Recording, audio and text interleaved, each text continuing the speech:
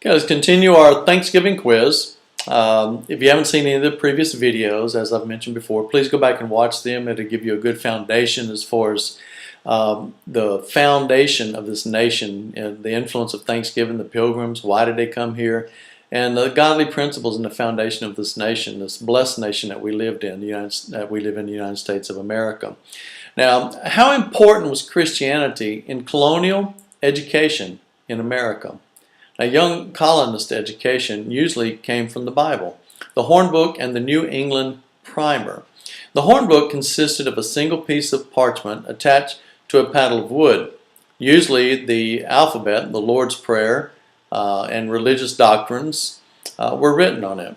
The New England Primer taught a number of lessons and included such things as the names of the Old and New Testaments, the Lord's Prayer, the Apostles' Creed, the Ten Commandments, the Westminster Shorter Catechism, and John Cotton's Spiritual Milk for American Babies.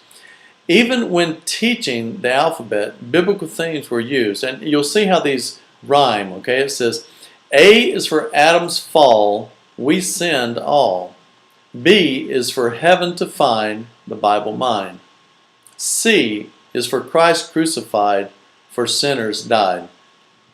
So you can see it's very influential.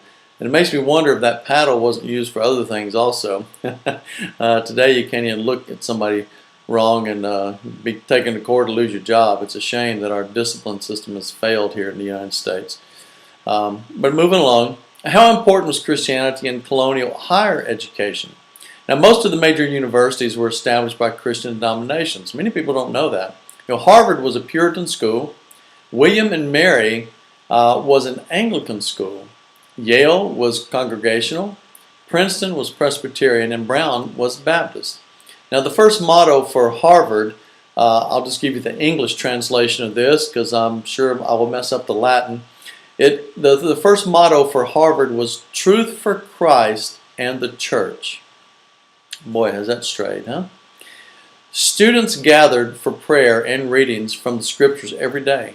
Yale was established by Increase Mather and Cotton Mather because Harvard was moving away from its original Calvinistic philosophy and eventually drifted to Unitarianism.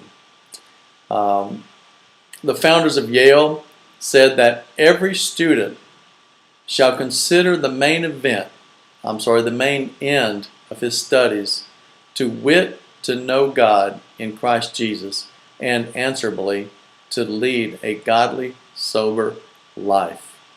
Okay, I know growing up in school, we said the Pledge of Allegiance. We had prayer, normally the Lord's Prayer.